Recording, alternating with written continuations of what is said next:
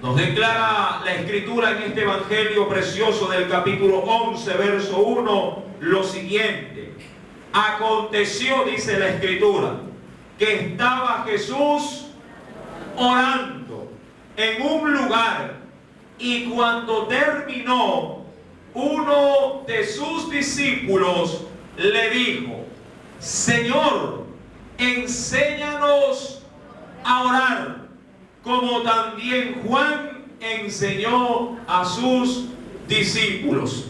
Y amado hermano, uno de los temas mayor, diríamos, tratados dentro del ambiente cristiano es el tema de la oración.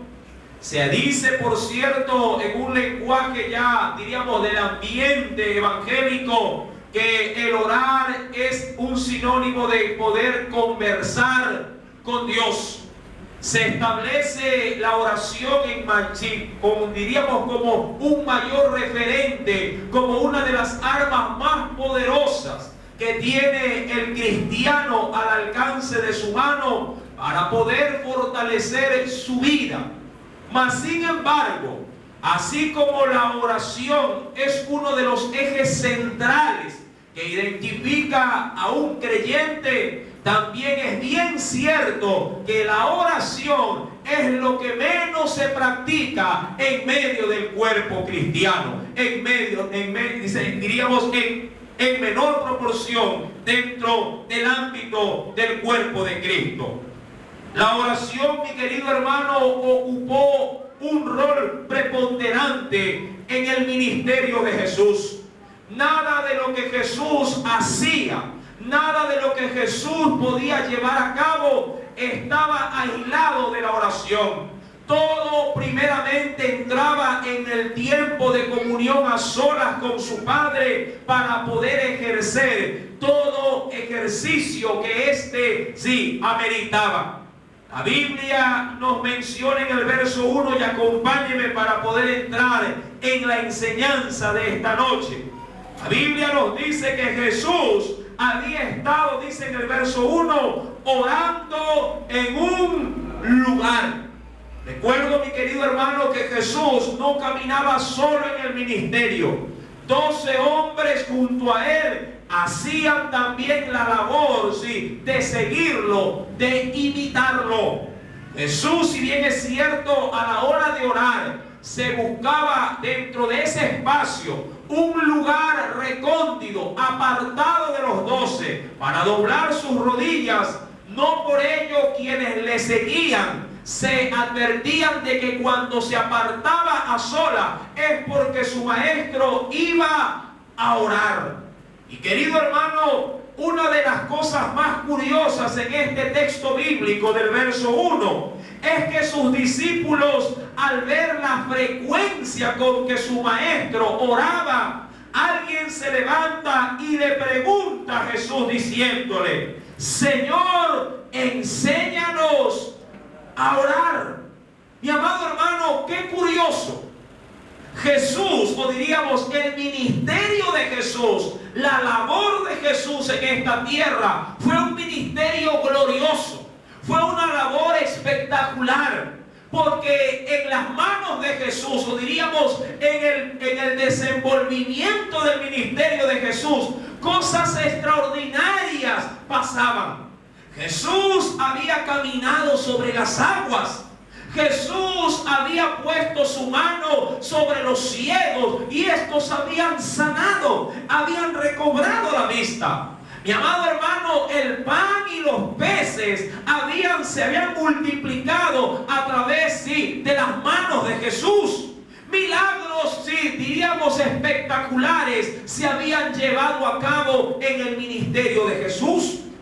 Y esto acompañaba, y de hecho la Biblia menciona que Jesús alcanzó buena fama en medio del entorno de su pueblo.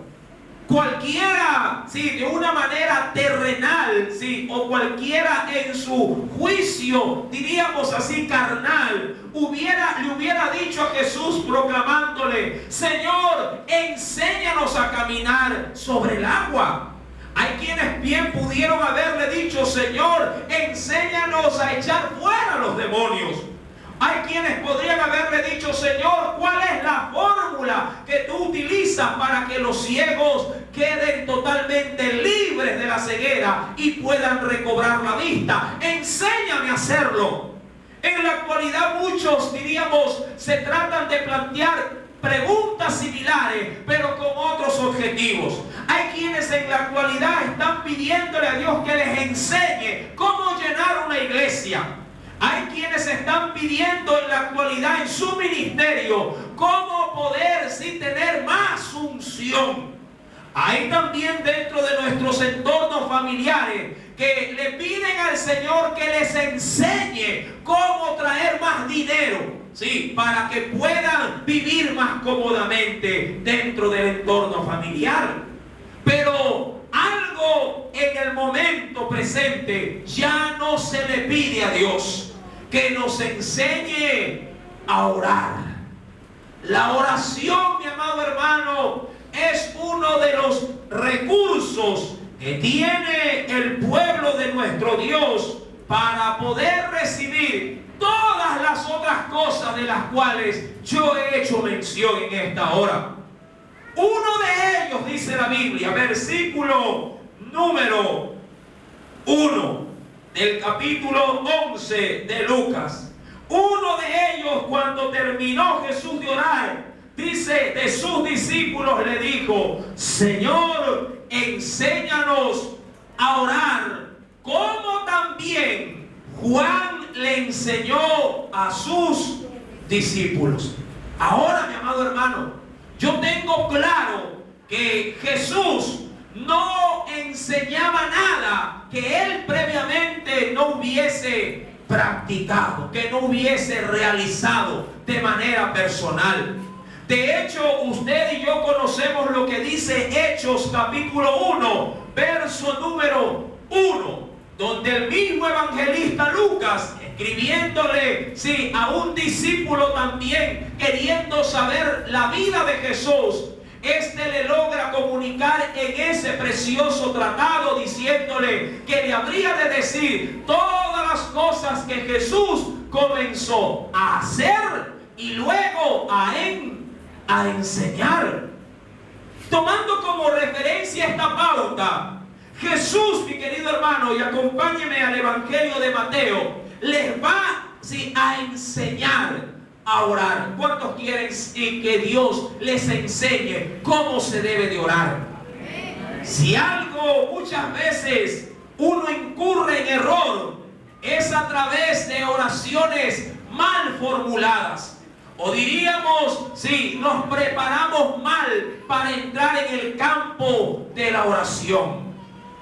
En el Evangelio según San Mateo, en el capítulo número 6, veamos las referencias bíblicas de cómo el Señor nos quiere preparados para entrar a la oración. Evangelio según San Mateo, capítulo número 6, verso número 5. Primera pauta, y leámoslo por favor. Cuando ores, o cuando vayas a entrar a la oración, no seas, dice ahí, como los hipócritas. Ahora, antes de entrar en este asunto, si algo Dios nos advierte antes de entrar en la oración, es que debemos de venir tal cual como somos. No podemos presentarnos de una manera falsa, que es sinónimo de hipocresía.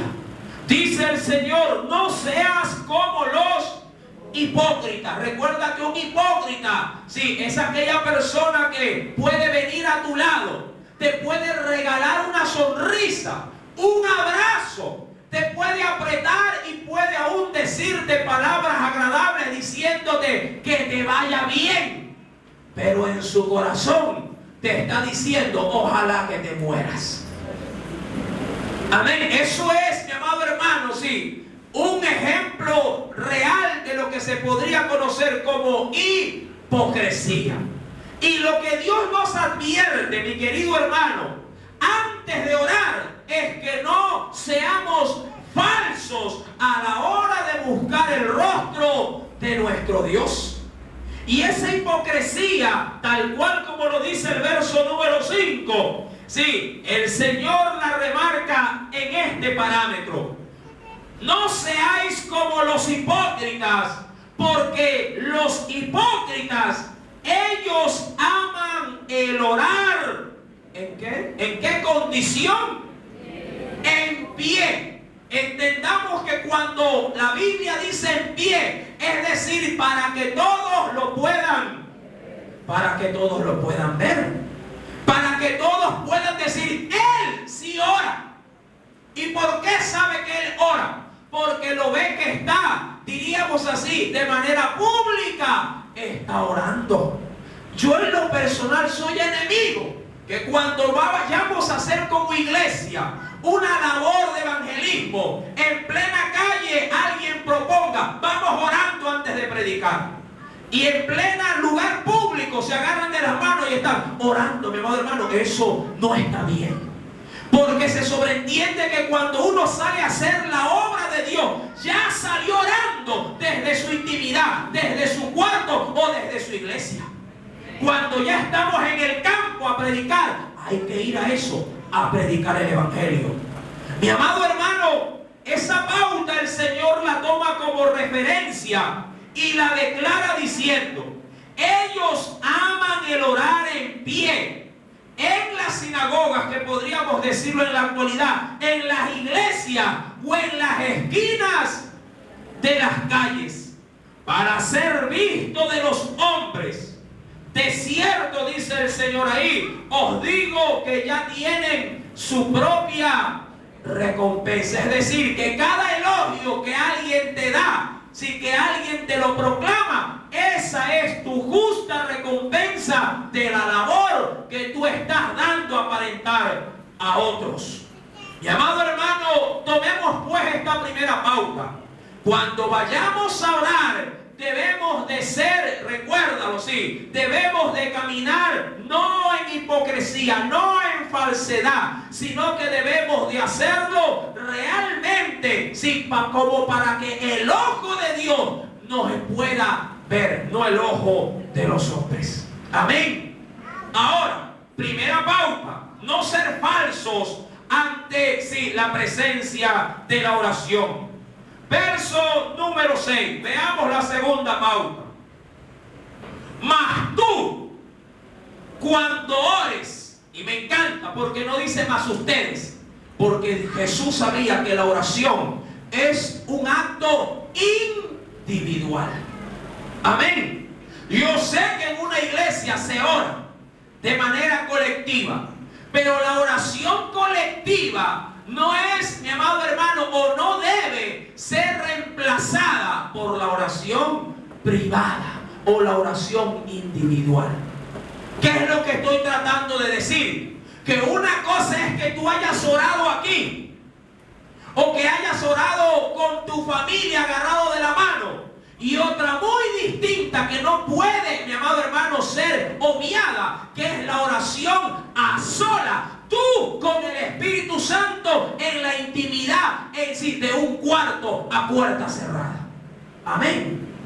Tú no le puedes, mi amado hermano, sí, no puedes aplacar tu conciencia diciendo, ya hoy día no oro. ¿Por qué? Porque fui al culto de oración. ¿Sí me estás entendiendo? Ya hoy día no oro porque es que ya vine del ayuno orando. Mi amado hermano, una tarea es la que se hace de manera colectiva usando la oración, y otra es la labor particular porque el Señor te está esperando en la intimidad que tú vuelvas a orar con Él. ¿Sí me estás entendiendo? Mi querido hermano, como segunda pauta, el Señor nos dice, mas tú, cuando oras, entra en tu aposento, es decir, en tu lugar privado con Él, y cerrada la puerta. ¿Qué implica el cerrar la puerta? Que nadie te interrumpa. Mi amado hermano, yo no sé si usted ha tenido la oportunidad, sí, de tener reuniones a solas con un, sí, diríamos, con alguien o una persona que está por encima de usted en un trabajo. Cuando usted tiene una reunión, muchas veces con un gerente, con un encargado, y te convoca o te hace llamar por un altavoz, lo primero que te dice una vez que te presentas es: entre y cierre la puerta. ¿Con qué objetivo es? Para que nadie lo interrumpa y usted va, ¿verdad? Entra, cierra la puerta y se sienta y se encomienda a todos los santos. Si sabe que ha hecho algo malo, que no está, ¿verdad? Y dice: uy, Señor, ¿qué me dirán? ¿Qué me harán? Mi amado hermano, el Señor nos dice: entra en tu aposento y cerrada la puerta, ora. Ahora, ¿qué es importante esto? No solamente que el Señor nos demanda privacidad a la hora de orar, sino que nos demanda, y aquí es donde muchos quiebran. Dice el Señor, y léalo, vuelva a depositar sus ojos en la Biblia, en el verso 6. Y cerrada la puerta, mira qué dice el verso 6, luego de eso: ora a tu Padre que está. ¿Qué te dice el Señor? Ora a tu Padre que está en secreto. Mire, mi amado hermano, aquí, si usted ha leído este pasaje de manera muy ligera, usted se está perdiendo el sazón de lo que el Espíritu Santo nos quiere dar a entender en esta hora. Cuando la Biblia dice: ora a tu Padre, ora a tu Padre, el Señor te está demandando que sea que lo sientas, sea que no lo sientas, sea que tengas una batalla, un desánimo, sea que no tengas el interés o el anhelo de doblar rodillas, tú debes de seguir abriendo tus labios, abriendo tu corazón y siguiendo conversando con Él hasta que logres intimar, hasta que logres aperturar con Él un encuentro. Dice la Biblia: ora a tu Padre que está en lo secreto. El problema es, mi amado hermano, que en la oración muchas veces Dios está tan escondido en ese lugar, porque no digo que no está, Él está en ese lugar. Pero a veces el Señor está tan quieto, está tan tranquilo, está tan inmóvil en la intimidad de la oración, que muchas veces uno se desespera y dice: aquí no hay nadie, aquí nadie me escucha, aquí nadie me está poniendo atención. Pero la palabra de Cristo nos dice: Él está en lo secreto, Él está ahí. Esto no se trata de sentir. Esto no se trata, mi querido hermano, de que yo pueda palpar o ver algo a la hora de intimar a Dios en la oración. Mi querido hermano, es como cuando uno viene al culto y muchos hermanos dicen: uy, hermano, qué lindo que estaba el culto. Digo: ¿cómo así, hermano, hermana? Estaba lindo el culto. Es que se sentía la presencia de Dios. Y yo digo: y el día que no lo sienta, ¿qué pasó? Ya Dios se fue del culto entonces. Mi amado hermano, no se trata de que lo sienta. Así la alabanza esté bonita o esté fea. Mi amado hermano, Dios ha dicho que ha de morar en este lugar. No necesito sentirlo. La palabra dice que Él está donde están 2 o 3 congregados en su nombre. Y eso es suficiente para venir a agradecerle. Sea que lo sientas a solas, o sea que no lo sienta, Él está ahí. ¿Sí me estás entendiendo? Él está ahí. Y como Él está ahí, tú tienes que seguir hablando. Tú tienes que seguir abriendo tu boca. Tienes que seguir venciéndote a ti mismo y diciendo: Señor, yo sé que tú estás aquí, aun cuando mi mente me quiera hacer una mala pasada y me esté diciendo: no, Él no está, Él está ocupado en cosas más importantes que como para andar escuchando las mismas cosas de todos los días. ¿Verdad que así trabaja el diablo? Así nos confronta y así muchas veces quiere traer desánimo. Y muchas veces se hace tan repetitivo, se hace tan acostumbrado ese molde, mi amado hermano, que mucha gente lo ha hecho tantas veces que dice: hermano, yo ya no voy a orar, porque yo ya no veo, ya no siento, ya no logro percibir que Él está ahí.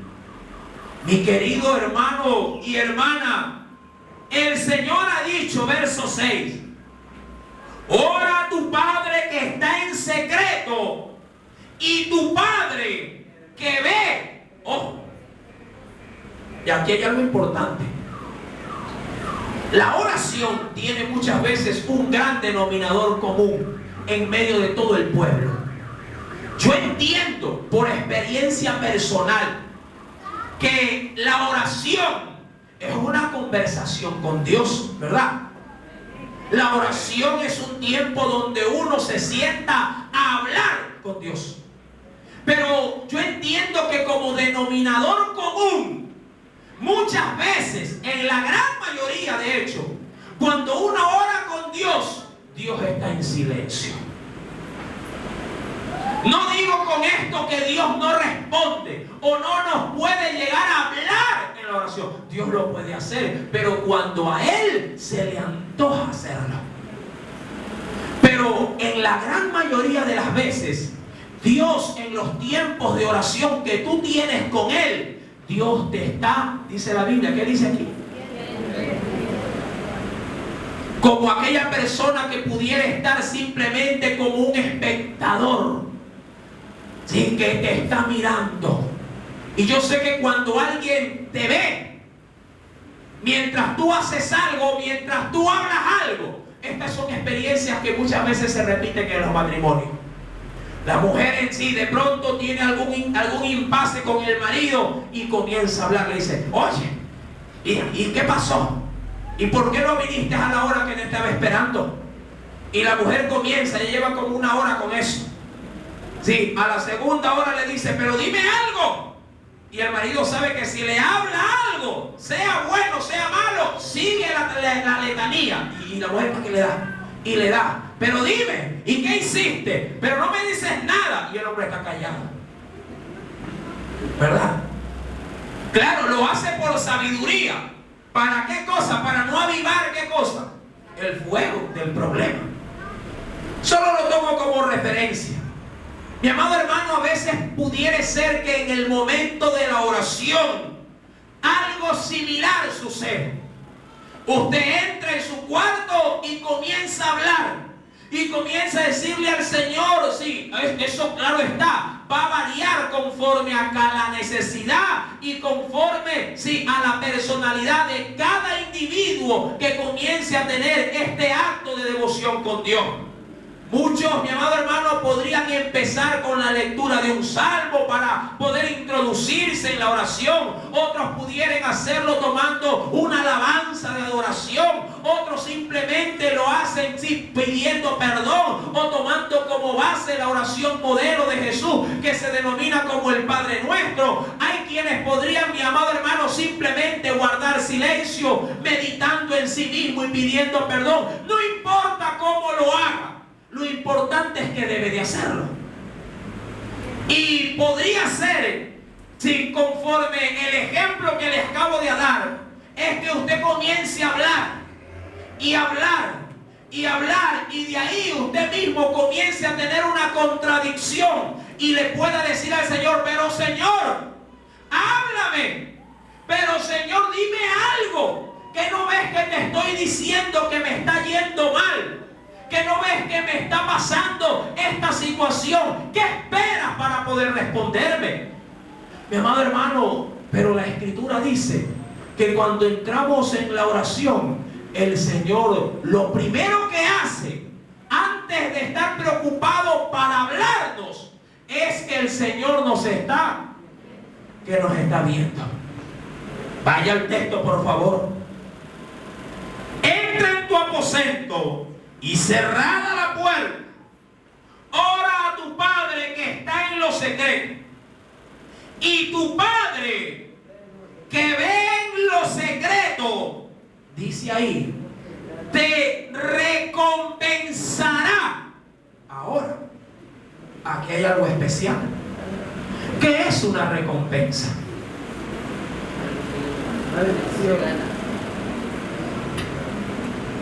Cuando la ley quiere atrapar a un delincuente que se le ha escapado, publica la foto del delincuente, y si por ahí alguien si algún ciudadano viendo la foto reconoce que esa persona que aparece ahí se encuentra escondida en un lugar, ¿verdad? Primeramente él teme y dice, si lo publico, si lo doy a conocer, puede ser, ¿verdad?, que éste se entere y de pronto algo sí me vaya a hacer. Pero las leyes suelen muchas veces acompañar con la recompensa una, si diríamos así, una advertencia: se guardará absoluta reserva. Es decir, dígalo, que su identidad va a estar protegida para que no tenga represalia. Entonces la gente, ¿qué hace? Coge el teléfono y dice, oiga, sí, por acá está ese hombre, sí, tal lugar, tal, sí, ahí mismo, perfecto. ¿Y cuánto cobro? ¿Verdad? Y una vez que lo atrapan, entonces una vez que se realice el asunto y las leyes determinan que eso ha sido real, entonces van y le dan la recompensa. Ahora, póngale asunto a esto. La oración, dice la Biblia, que tiene ¿qué cosa la oración? Una recompensa. Óigalo bien, la oración tiene una recompensa. Mi amado hermano, cuando hablamos de esta acción de parte de Dios hacia nosotros, Dios, mi amado hermano, sabe que el esfuerzo que estamos haciendo, porque ¿cuántos saben que orar no es fácil? ¿Ah? Orar no es sencillo, mi amado hermano. Orar es un acto por el cual si se demanda un esfuerzo, pero los que están dispuestos a hacer ese esfuerzo recibirán conforme a su esfuerzo. ¿Qué cosa? Hay quienes, la mayoría de la iglesia quiere recompensa, pero no quiere dar el esfuerzo, ¿verdad? Usted le exige a sus hijos, mira, si pasas de año, yo al final te voy a recompensar. Y el muchacho como que se entusiasma y dice, ¿de verdad? Sí, pero ya no me sigas trayendo 5 ni 4. Mi querido hermano y hermana, cuando usted lo pone de esa manera, el niño, ¿qué es lo que hace? El mismo niño diríamos así, se hace una idea y dice, me van a dar algo. Ahora, mi amado hermano, cuidado, malinterpreta a Dios.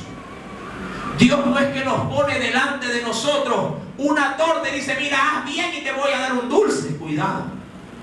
Pero Dios sí puede, mi amado hermano, dar de manera justa, mi amado hermano, sí, la justa recompensa a los que verdaderamente también, sí, le buscan y se sacrifican para poder llegar a ser, sí, como Él es.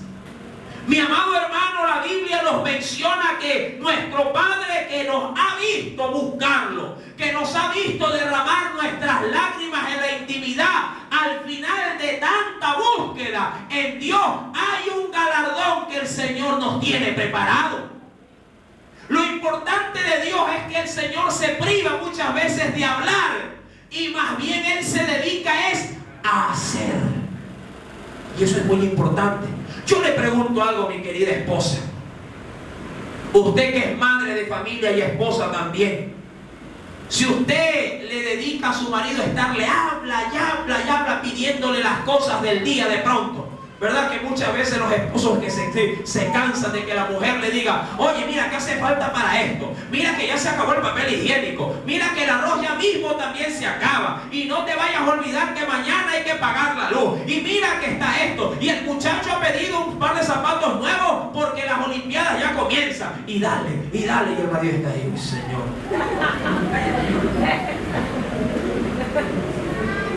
Y muchos dicen, ¿verdad? Uy, ¿qué le digo si no hay?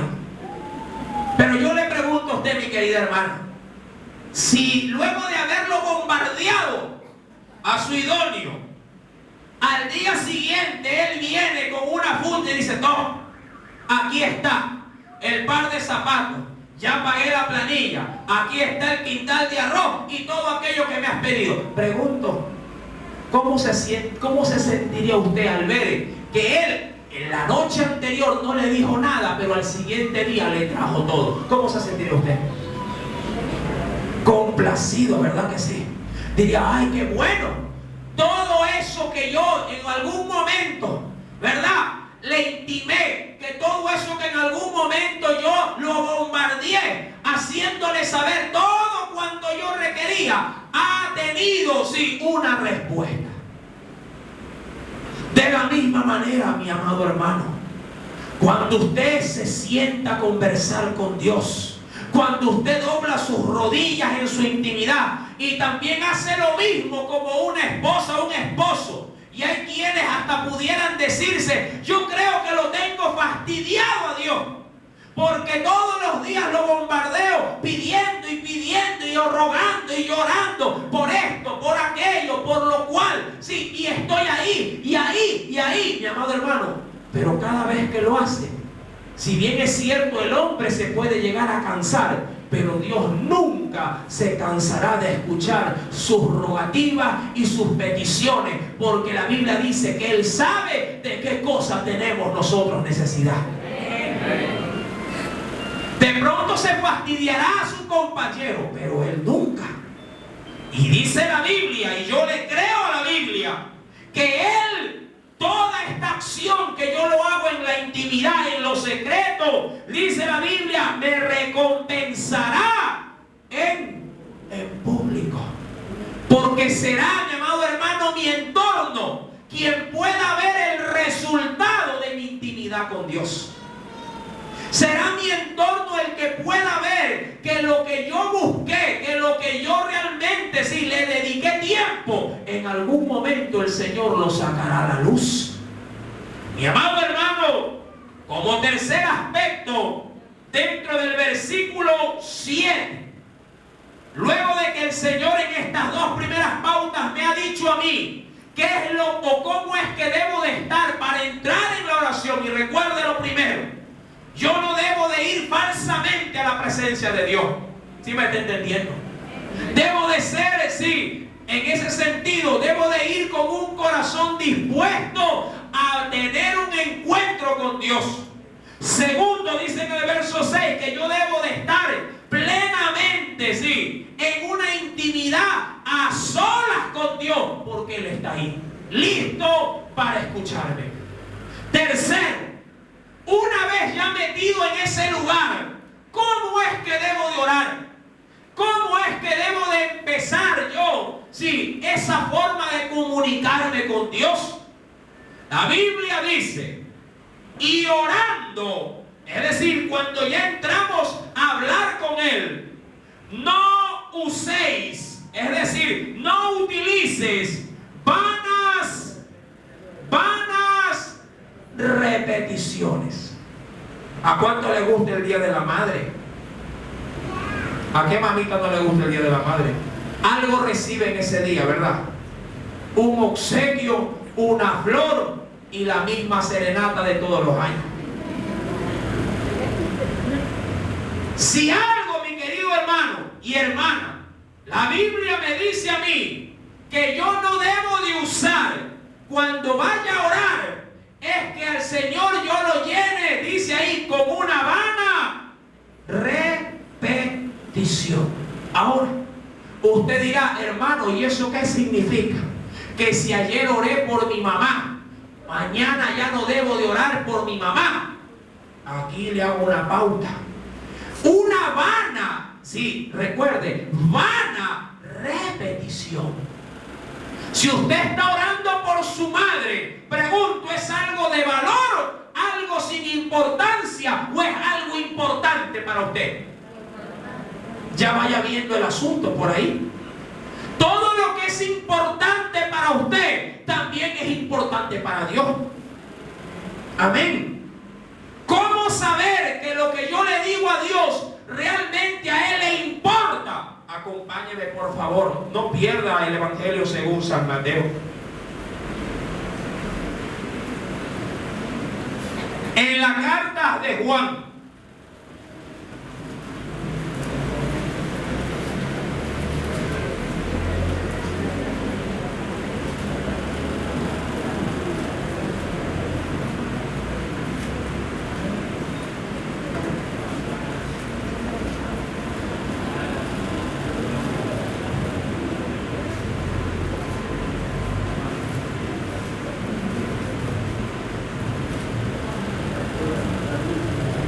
En la primera carta del apóstol San Juan, en el capítulo número 5, veamos si realmente nuestras oraciones le interesan o no al Señor.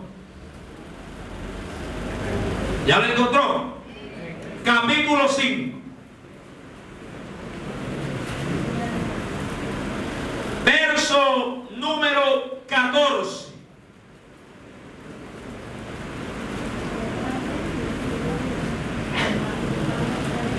¿Ya lo encontró?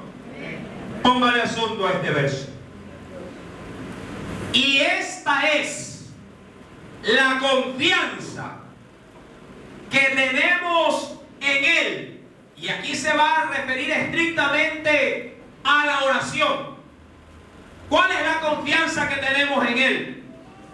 Que si pedimos alguna cosa, pero ahí dice, ¿qué clase de cosas? Si pedimos alguna cosa conforme a su voluntad, Él que hace en el momento de la oración. Ahora, Jesús dijo en el capítulo 5 de Mateo, que estamos analizándolo, que nuestro Padre, Él nos ve, ¿verdad? Pero no solamente que nos ve en la oración, también Él nos oye. Pero la Biblia dice en esa carta que el Señor nos oye siempre y cuando lo que está oyendo, o lo que pudiéramos decir está viendo, está conforme a su voluntad. Ahora yo le pregunto, para poder orar, yo debo de tener conocimiento de Dios. Porque ¿cómo podré yo saber qué es lo que está conforme a su voluntad? ¿Sí me explico? Es como que usted vaya con una pregunta de gramática al maestro de matemática. ¿Quién será el indicado para responderle una pregunta de gramática? El maestro de gramática, ¿no, verdad? Si usted le va a Dios, aun cuando Él sabe todo, si usted va a Dios con una petición de oración que no está conforme a su voluntad, pregunto, ¿le oirá o no le oirá? ¿Qué dice la Biblia que acabamos de leer? Si pedimos alguna cosa conforme a su voluntad, Él, mi amado hermano, inmediatamente, ¿qué hace el Señor? Es decir, que nos presta atención. Si su hijo en este momento le dice, mamita, ¿qué cosa? Cómprame un chupete. ¿Le oye o no le oye? No le oye. Una, porque no es el lugar, no es el momento, sí, y no es lo que de pronto el alimento que le puede estar conviniendo a su niño. Amén, ¿sí me está entendiendo? Ahora, tomando como referencia este verso, si usted está orando constantemente y repetidamente para que alguien sea sanado, la sanidad para una persona ¿es o no es la voluntad de Dios? Si el Señor, que ha dicho en su palabra que Él, mi amado hermano, ha venido, entre otras cosas, también para derramar sanidad para todo aquel que esté enfermo. Amén. ¿O es que acaso la Biblia dice en vano que por sus llagas nosotros fuimos sanados? Si usted le pide algo conforme a su voluntad, así se lo repita 100 veces el Señor le oirá. Porque es conforme a su voluntad. Pero si esa oración, que por más que se la repita, es vana, recuerde, no podemos ir en la oración con vanas, es decir, con cosas huecas, con cosas que no son conforme a la voluntad de Dios. Si usted le está pidiendo algo a Dios que es vano, que es inútil, algo que usted sabe, o diríamos más bien, que Dios sabe que no le conviene, así usted se lo pida 1000 veces, así ayune por esa cosa, así, mi amado hermano, haga campaña, invite al pastor a su casa, Dios nunca se lo va a conceder. Y si acaso lo logra obtener, porque aquí hay un asunto, si acaso usted logra obtener eso que no le conviene, mi amado hermano, lo que usted tiene no le será de bendición, sino de maldición. Porque recuerde que dentro de la voluntad de Dios hay dos tipos de voluntades: la voluntad soberana y la voluntad permisiva de Dios. ¿Y cómo obra eso, mi querido hermano? Cuando usted ora a Dios y Dios sabe que lo que le está pidiendo es conforme a su voluntad soberana, entonces cuando Dios le concede en su voluntad soberana lo que el Señor sabe que por su palabra usted necesita tener, eso que le concede a usted lo bendice y le engrandece cada día más su vida para seguir siendo un hombre o una mujer dependiente de Él. Pero cuando la voluntad permisiva, ¿a qué es esto de la voluntad permisiva? La voluntad permisiva consiste en que Dios no se lo quiere dar, pero usted tanto le insiste y tanto lo busca que hasta por sus propios medios lo logra adquirir. Pero Dios le ha dicho en su palabra: pero recuerda, lo que me estás pidiendo no te conviene, pero si lo quieres tanto tener, tómalo, aquí está. Pero cuando comiences a palpar que eso que tú lo has pedido te está haciendo daño, no me vengas a mí a ponerme la queja, porque yo te dije que eso no te convenía tener. Un ejemplo bíblico: Israel era un pueblo donde la teocracia lo gobernaba. ¿Qué es esto? Es decir, que Dios era el rey de su pueblo, pero el pueblo se cansó de ser gobernado por un Dios invisible. Y el pueblo en un momento, en una etapa de su sociedad, se levantó contra el profeta Samuel y le dijo: ya no queremos ser como hemos sido ahora, un pueblo gobernado por Dios.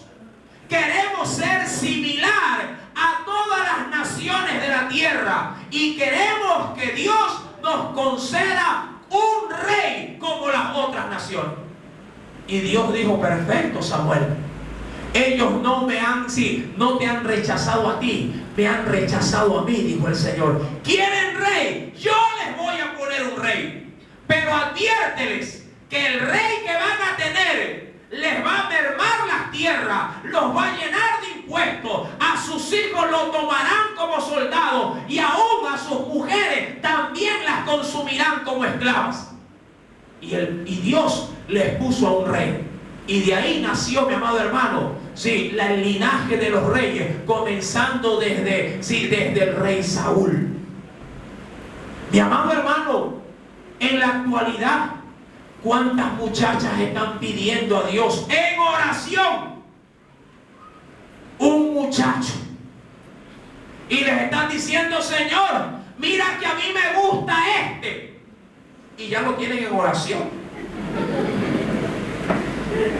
Es guapo, como suelo decir yo, y ojos verdes. Lo que no saben es que cuando se casan, las que tienen, a las que le van a poner el ojo verde es a ella. Y están cautivadas, están enamoradas de cabeza. Y ellas mismas dicen en oración: pero Señor, tú sabes que es inconverso, pero yo lo convierto. Todo es que ella me firme y me diga sí, y yo lo convierto. Y verdad que se le convierte en un monstruo por la mala vida que van a comenzar a vivir.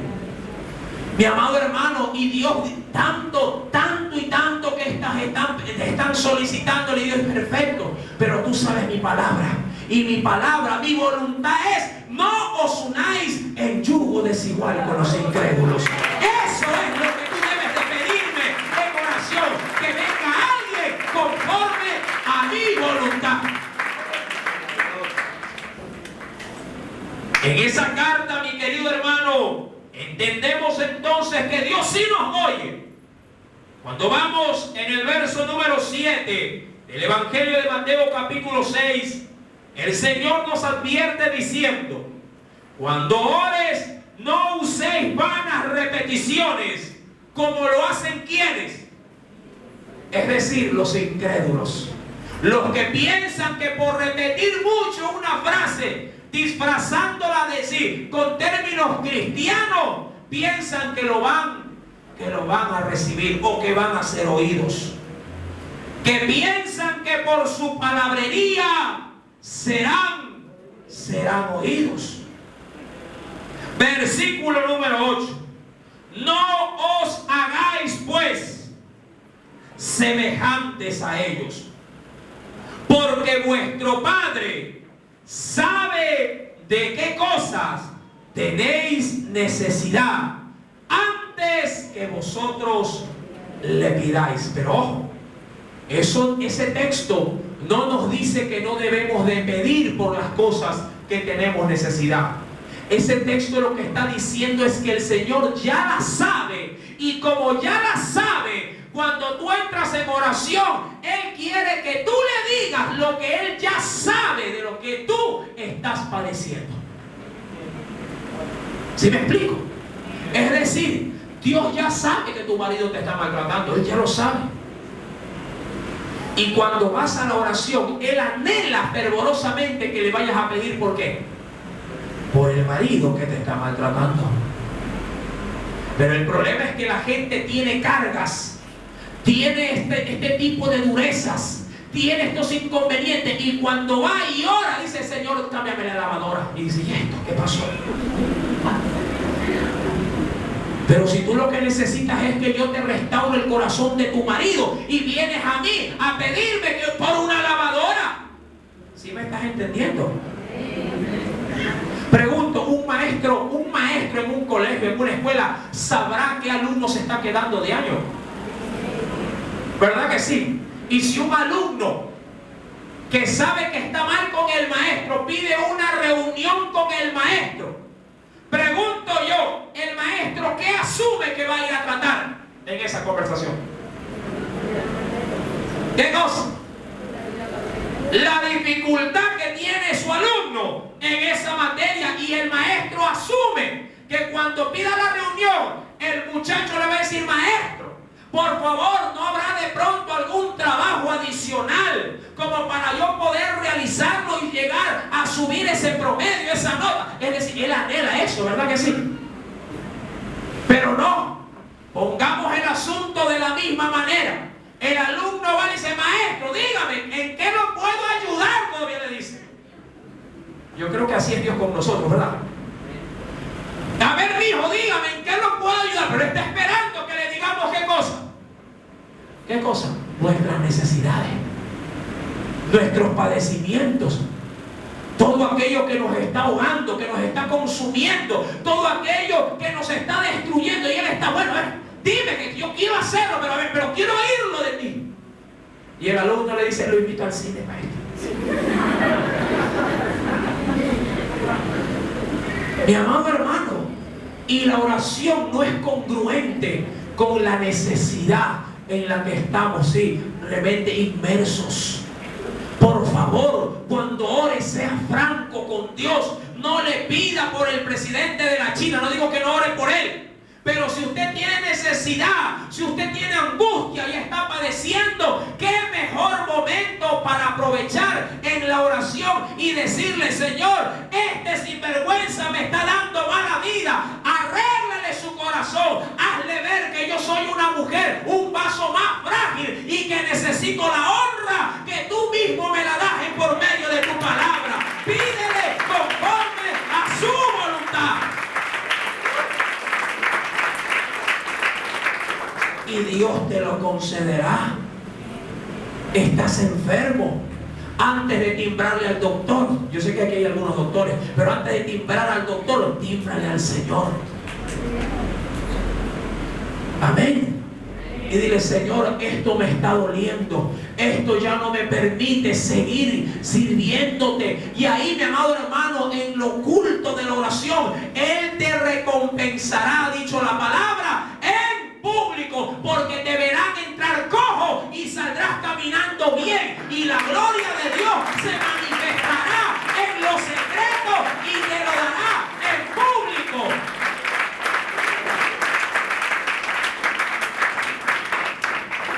Con estas pautas, mi querida iglesia, yo creo que de ahora en adelante nuestras oraciones serán diferentes. ¿Cuántos han entendido cómo debemos de orar?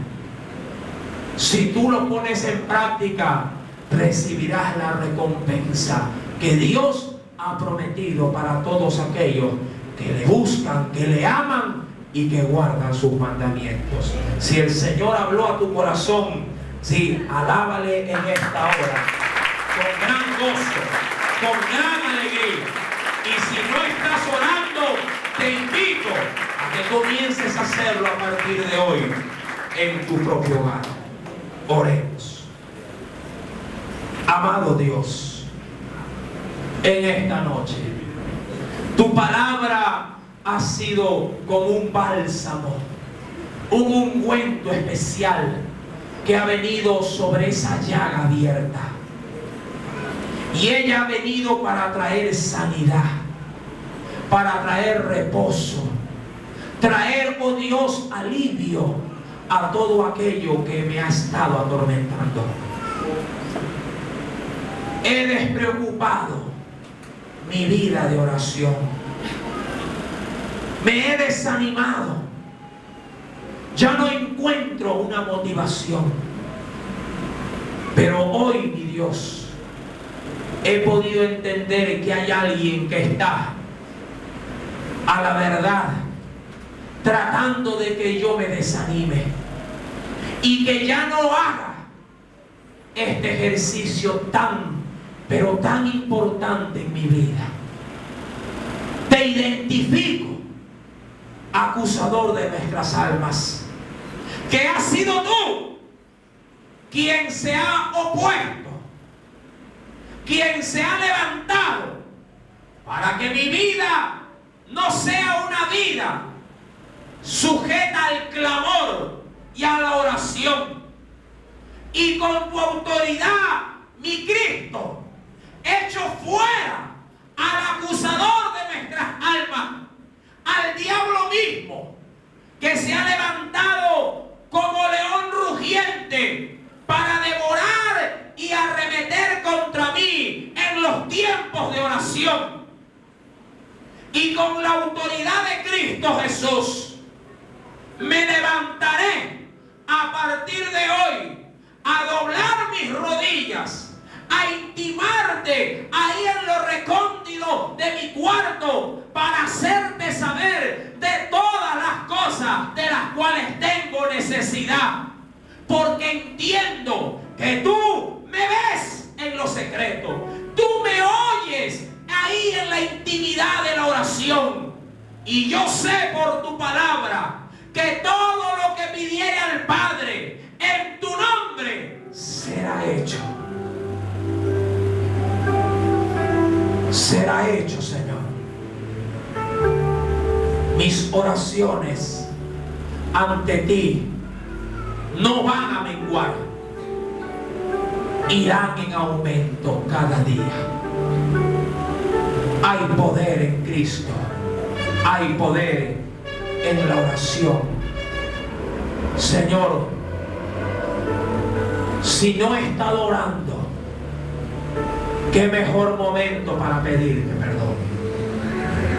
Hoy que vamos a celebrar este acto tan solemne como lo es la cena del Señor, qué mejor momento, Espíritu Santo, para reconocer toda falta, para reconocer toda ofensa y todo pecado, y pedirte en este tiempo perdón. Perdóname, oh Dios, porque en vez de aprovechar las noches, en vez de aprovechar las madrugadas, en vez de dedicarle tiempo a lo que realmente tiene valor, lo he desperdiciado por lavar unos trapos más.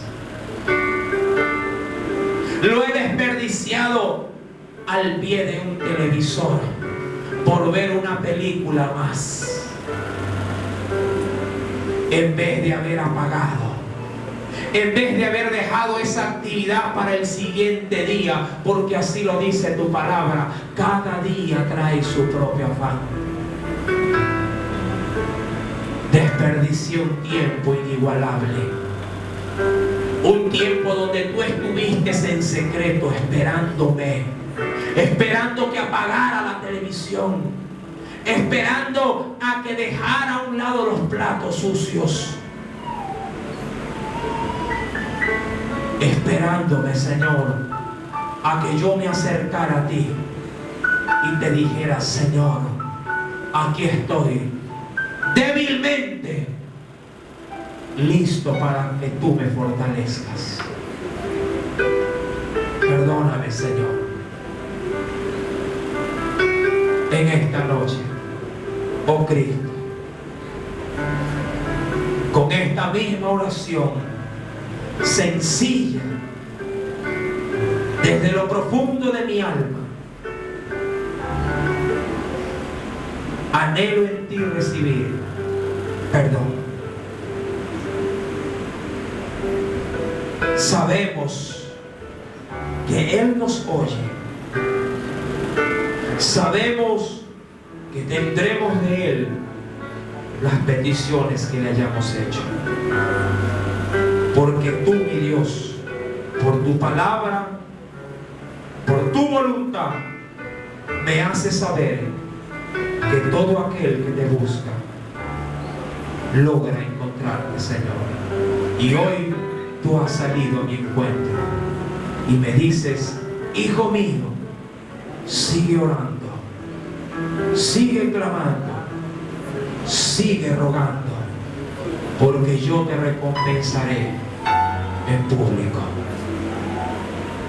Gracias, Jesús. Siento tu paz. Alzo mis manos al cielo para decirte gracias, Señor. Y con esta cena, Señor, sello este compromiso contigo. Y con esta cena, oh Dios, la comunión, mi Padre Celestial, que voy a celebrar, Padre, con este símbolo del pan y del vino, que no son otra cosa más que el cuerpo y la sangre de Jesús, ratifico mi compromiso de seguir orando. Y si no lo he estado, de comenzar a orar. Gracias, Señor. En el nombre de Jesús. En el nombre de Jesús. Gracias, Señor. Amén. Gloria a Jesús. Aleluya.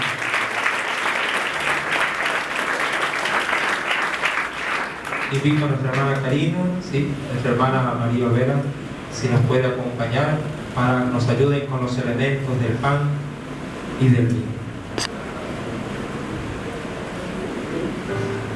En la primera carta a los Corintios, en el capítulo número 11, primera carta a los Corintios, capítulo número 11, verso 23 al 26 nos dice el Señor: porque yo recibí del Señor lo que también os he enseñado, que el Señor Jesús, la noche que fue entregado, tomó pan, y habiendo dado gracias, lo partió y dijo: tomad, comed, esto es mi cuerpo, que por vosotros es partido. Haced esto en memoria de mí. Asimismo tomó también la copa después de haber cenado, diciendo: esta copa es el nuevo pacto en mi sangre. Haced esto todas las veces que la bebiereis en memoria de mí. Así pues, todas las veces que comiereis este pan y bebiereis esta copa, la muerte del Señor anunciáis hasta que Él venga. Oremos por estos elementos. Padre Celestial, oh Señor amado, te pedimos, oh Dios de amor, que sea usted mismo, oh Señor amado, bendiciendo, oh Dios de amor, este vino, Señor amado, que representa tu sangre, oh mi Rey, la sangre que tú derramaste en aquella cruz para limpiarnos, oh Señor amado, de pecado. Padre mío, te pedimos, oh Señor amado, que aún prepares nuestra